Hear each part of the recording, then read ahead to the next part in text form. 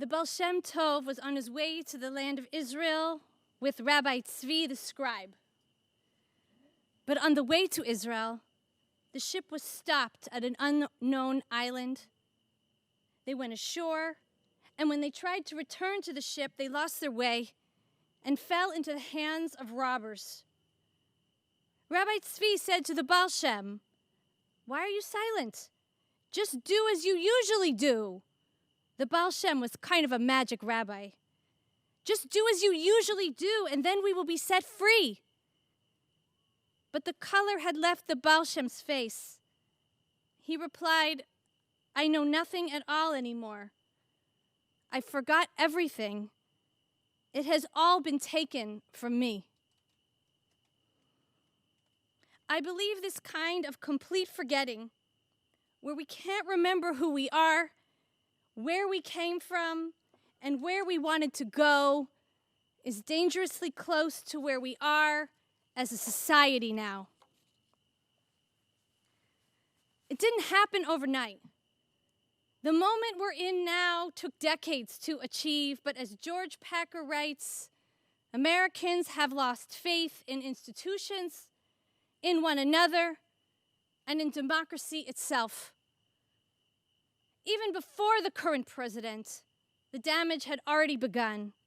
Decades of unraveling tax laws, safety nets eroded, dramatic changes in the media and the ways we talk and listen, our healthcare system overwhelmed, untreated racism corroding every imaginable arena, our current president exacerbating what had begun long ago.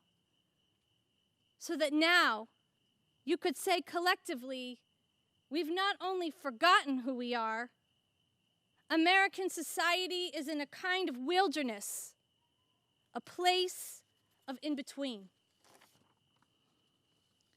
With the extended restricted quiet, the vast insecurities introduced by the pandemic, the changes to daily life, it doesn't take a lot to imagine us between places, neither here nor there. It doesn't take a lot to imagine us in an uncharted terrain. And tonight we're all in so much pain over so many things. I wish I could just comfort us. But it would be irresponsible because, as you know, forgetting who we are and being in a kind of wilderness at the same time, this is a dangerous and serious situation. And so tonight, we must do our best to remember together who we are, where we've been, and where we want to go. We do have one thing going for us. When we forget we have this book, the Torah, and oh yeah, it seems we've been in a wilderness before, and we made mistakes we could learn from. The first mistake I'd like to call, make the wilderness like Egypt again. It happened to take the form of a golden calf, a glittery distraction relieving us for a few moments from our fear of being responsible for each other, a little respite from our fear of how much we were changing in the wilderness. I won't lie, the calf looked really good, generated a lot of buzz, but our instant devotion to it was suspect from the start. Our insistence that it was this calf that deserved our worship, this calf that ended slavery, instead of admitting that we were, in that moment, calling the very symbol of slavery back. We were ignoring the inconvenient fact that while we were building that calf, Moses and God were putting the finishing touches on a covenant with us, one that did not demand blind deference to power, not that I have anyone in mind, nor did it rely on paternalism, cheap tricks, or shiny things, not that I have anyone in mind. Not to mention, not that I have anyone in mind, the calf also didn't ask us to admit anything that had happened in the past, nor did it ask us to commit to making anything new happen. We just figured that calf would protect us if we stayed loyal and a little afraid. You see, it seems that once we forgot where we just come from and repressed where we said we wanted to go, it was remarkably easy to just start rebuilding the slavery of Egypt right in the middle of the wilderness. Just as it seems, if we forget now in America where we've come from, if we forget now in America where we said we wanted to go, it's not so hard to get versions of slavery going right here, is it? Regardless of the fact that we are one of the richest countries in the history of the world. However, if we're talking about this moment in America, if we're talking about the reemergence of the systems of slavery right here, let's be honest. Unlike in Torah, many of us are more like the taskmasters. We're the ones keeping up the status quo. For even if we know our country has a history of slavery, and maybe even if we know how that slavery and oppression built and builds the country, how money was transferred from the backs of American slaves to line the pockets of slaveholders and universities we've attended and companies we work with, and how that unpaid labor and those families who are ripped apart still creates wealth for many in this country. Even if we know our country has a history of slavery, we may or may not think so much about how that slavery has mutated again and again. A golden calf, an homage to Pharaoh rebuilt in every generation, from slavery to Jim Crow to redlining to the humiliation and injustice in the death of George Floyd to white flight to gated communities to different coronavirus death rates to social racism, sometimes subtle, often more overt, systems that, if anything, line our pockets and secure our social standing. So I'm afraid, while there are exceptions, these days in America, we're not the slaves. In fact, there may be something self-protective about our forgetting where we've been and where we're trying to go when it comes to racism. There may be something self-protective about our yearning to just get out of this wilderness and just make things go back the way they were before Trump. It's a little too convenient for us to want to return to a time when we didn't really have to think too much about where we'd been, our history, or where we were going, and we could just create nice little golden calves without thinking too much about where the gold came from, or what those idols were distracting us from, or who was really hurting in this country. See, slavery's clever. It's insidious. It loves to take new forms. So if we don't work hard to remember, to unearth, to talk and not forget what we did, where we were, what our part was and is, if we don't keep talking about who we're trying to be, pretty soon you'll start to see new welcome mats all around town for new kinds of slavery, new oppressions, subtle and not so subtle signs that read, "New pharaohs welcome here." And as we've learned in the last 4 years, there's a pharaoh waiting around every corner, just waiting for us to want Egypt back again. Just waiting for us to be insecure enough to reach for more gold. Second trap in the wilderness is even more tragic than the first. I'm sorry to remind you, but when we got to the edge of the promised land, the one promised by God, instead of crossing over and getting to work building a new society, we stayed outside, sure that it was dangerous, sure that it was certain death, instead of trying to see it through. In a brilliant assessment of Trump's impact on our political systems and government institutions, Masha Gessen offers the following analogy. They write, "One might say that Trump acted at once the emperor and the boy who said the emperor has no clothes, ripping the illusory cover of decency off the system, forcing everyone to stare at its obscene nature. Unlike the emperor in the fairy tale, though, Trump felt no shame and so was not transformed by the exposure. Rather, he transformed the system, stripping away the moral aspiration of politics. In other words, it's not that Trump created American moral rot. There was decay, a revolving door between money and politics, abdication of responsibility. Trump didn't create these conditions. He just cashed in on them, exploiting them, and then by doing so in broad daylight, revealed them. But last and most tragically, because Trump inhabits a world where shame has no place, not only did he continue unscathed, his continual success and attacks on anyone who would dare to question his acts made us question the efficacy and wisdom of our own moral aspirations. At a certain point over the past years, we've all quietly wondered, is the corruption of our world inevitable? Facing the amount of power Trump quickly amassed, the price he never seems to pay, we're compelled to ask ourselves, if we're the ones who are mistaken, if moral aspirations only weaken us. In the words of Frank Bruni, referring to the Republican National Convention taking place at the King David Hotel in Jerusalem, a hotel whose lobby I used to like, we are living through the confluence of audacity and absurdity.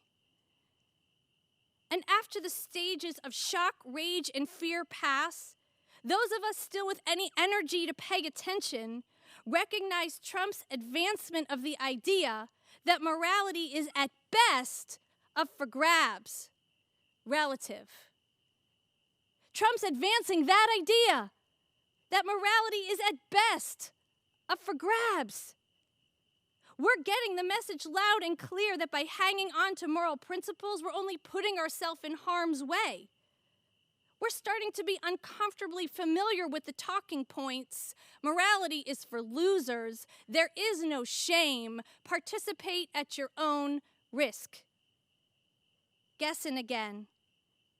The kind of power Trump seeks requires the degradation of moral authority, not the capture of moral high ground, not the assertion to judge good and evil, but the defeat of moral principles as such.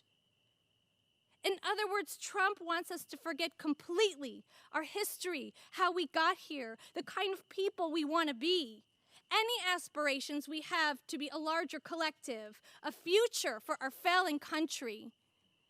In fact, the Trumps of the world depend on our forgetting everything, staying weak and afraid of each other in this seemingly endless, relentless present, this wilderness of American history. They depend on us forgetting the past and the future so that we cannot see that we are standing right at the boundary of the new promised land. But if we read our book, our precious Torah, we can learn from our mistakes. We remember that last time around when we got to the same border, we were so afraid and we wouldn't move, we wouldn't go in. In fact, in one of my favorite ironic scenes in all of Torah, we started measuring the pros and cons of the promised land, looking at the produce, as if this was the kind of place that could be assessed by the content of its soil or the yield of grapes. It's sort of like asking the square footage of heaven. See, because once you take moral aspiration and what God asks of us off the table, once you subtract integrity, responsibility, memory, vision, everything looks real different. And there is, in fact, not such a big face value distinction between the actual promised land and the endless wilderness. That is, once we've lost sight of where we're trying to go, once we've lost sight where we're trying to go, who we are doesn't matter. Trump and all his people are right. There is no reason to not cheat and steal and lie your way through life.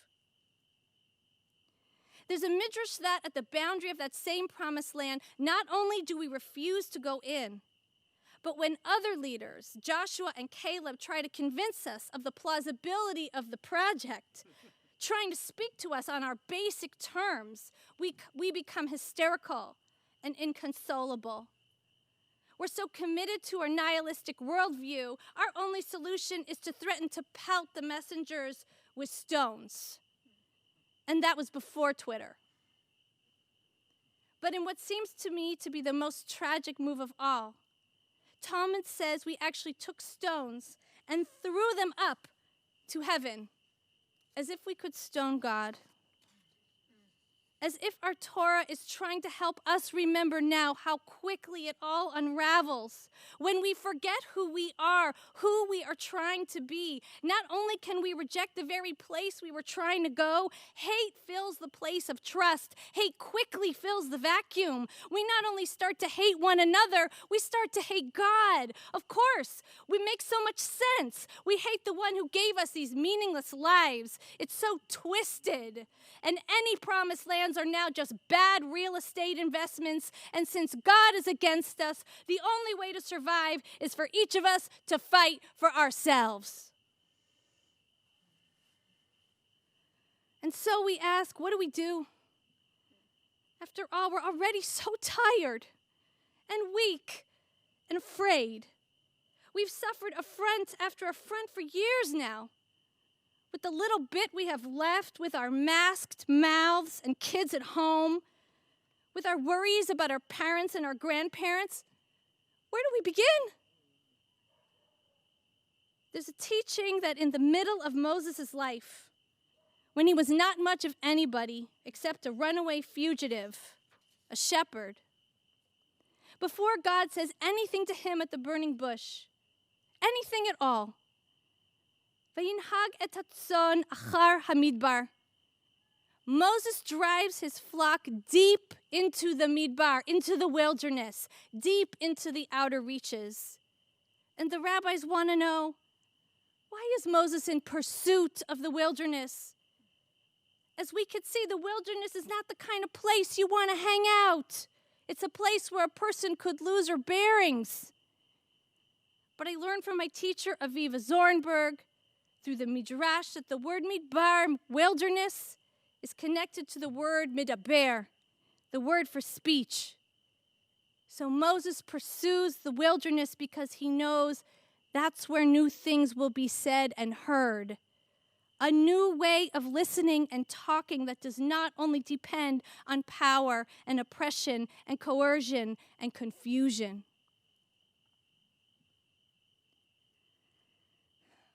Perhaps this American wilderness that we're in, this in-between fluid kind of place, although we didn't choose to be here, perhaps this wilderness will provide some of what we need now. Perhaps its main attribute, its lack of distinguishing features, the fact that it seems to be without end, perhaps this resounding silence is what we need now to help us understand how it is we got here. A resounding quiet, a time out.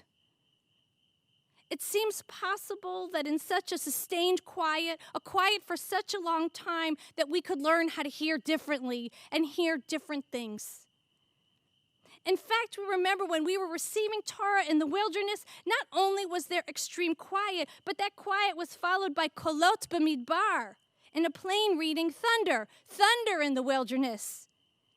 But Rabbeinu Bachia points out that kol also means voice, and he says it wasn't thunder, but actually the voices of angels. And then the Midrash jumps in, suggesting that actually, now that you mention it, there were 5 voices. 2 from the thunder, 2 from the shofarot. I forgot to mention there were also shofars, but obviously. And then there was also the actual voice of God speaking. And then Tanchuma offers that there was actually 7 voices, and they were translated into 70 languages, so that anyone who was ready to hear the Torah in the world could hear it. In other words, perhaps, in the silence of the wilderness, maybe there was not one voice that gave Torah, gave us the possibility of righteousness, but maybe there was a great, great many voices. Toni Morrison, her memory should be a blessing, writes about her experience reading early American literature. See, the prevailing wisdom at the time was that these early writers, in her words, were free of, uninformed by, and unshaped by the 400-year-old presence of the first Africans and then African Americans in the United States. No matter that this presence shaped the body politic, the Constitution, and the entire history of the culture. Being Morrison, she decided to read the works themselves in order to find out, what does the inclusion of Africans and African Americans do to and for the text? She said, I had always assumed that nothing happens. But in reading these texts, she realized she had been completely wrong. She said, I realized these writers chose to talk about themselves through and within a sometimes allegorical, sometimes metaphorical, but always choked representation of an Africanistic presence. In other words, their presence was always there. It was just subsumed into the projections of the writers. It was just never stated out loud. Morrison writes, it was though I had been previously looking at a fishbowl, seeing the glide and flick of the golden scales, the green tip, the bolt of white careening back from the gills, the castles at the bottom surrounded by pebbles, and tiny intricate fronds of green, the barely disturbed water, and suddenly I saw the bowl itself, the structure, transparently, invisibly, permitting the ordered life it contained to exist in the larger world. It's possible that in the strange quiet the pandemic has brought, it is possible that we could all hear a great many voices we did not hear before. It is possible we will start to understand that the voices of some of us that we assign to whole groups of people, the voices we've heard so far are, as Morrison suggests, our own projections. It is possible that in the quiet we will be quiet. That we will quiet ourselves long enough to hear voices we've never heard. And it is possible we will see our part in the continually reinforced and largely unacknowledged glass fishbowl that holds American racism together. New York Times columnist Charles Blow wrote about the jury decision regarding the death of Breonna Taylor this week. He wrote she was an innocent woman sleeping in her own home, breaking no law. State broke down her door and shot her dead. Grand jury, system, the state erased Taylor as if she had never existed. Her death was simply a tragedy, a regrettable mistake for which no punishment was merited or required. For her state, for the state, her body fell like a tree in the forest. It made no sound. He continued, but for us, Breonna Taylor's death landed like a thunderclap and it shook the earth. It was a horror. It could have been us. It could have been someone we knew and loved. Her death landed like a thunderclap. He describes the sound exactly as the kolot, the voices of God in the wilderness, exactly as they're described. Her death shook the earth. It shook the wilderness. Kol Adonai Yachil Midbar, just as our psalmist describes the voice of God shaking the wilderness. Make no mistake, to ignore the traumatic death of young Breonna Taylor is to block out one of the voices of God crying for justice in the wilderness. But in order to hear it, you have to see yourself as part of the us. The it could have been us. The us that Blow describes. And in order to be part of the us, some of us need to get out more. We need to talk to people outside our tax brackets and existing circles. I asked Lucy Bernholtz, a Kitchenite who thinks about equality and societal change, and she told me many of us need to think less about diversity and more about getting our bodies in rooms where we are the minority. Less leading and more being led, more supporting Black leaders. Particularly, we could get to know Color of Change, a group that designs campaigns powerful enough to end practices that unfairly hold Black people back and champion solutions that move us all forward. We could be an ally in the work of Black Futures Lab, a group that works with Black people to transform Black communities, building Black political power and changing the way that power operates locally, statewide, nationally. We could learn more about our place in the conversation by joining Kitchen's anti-racism conversations, and meaningfully, we can join Kitchenites already building relationships with all kinds of stakeholders at Glide, join the Kitchen Glide efforts to build a new us. But now we can also begin to understand why Trump's approach to language, his inability to hear, his meaningless word strings, his power lies, his erratic condemnations, his cruel names, and his abuse of basic words, why these infractions are so serious and so damaging. Now we understand Trump's cynical approach to language denies any reality other than his own, denies any tentative voices in the wilderness, denies history, denies our future, and denies moral aspiration. Now we understand Trump's cynical approach to language makes all promised lands look foolish, like doomed suicide missions. And as such, I believe that cynical approach to language is nothing less than blasphemy, nothing less than trampling on the names of God, on the voices of God, the equivalent of ignoring divine voices that we desperately need to hear. It is the equivalent of holding up a Bible in a threatening way as if it were a weapon without bothering to read a single word.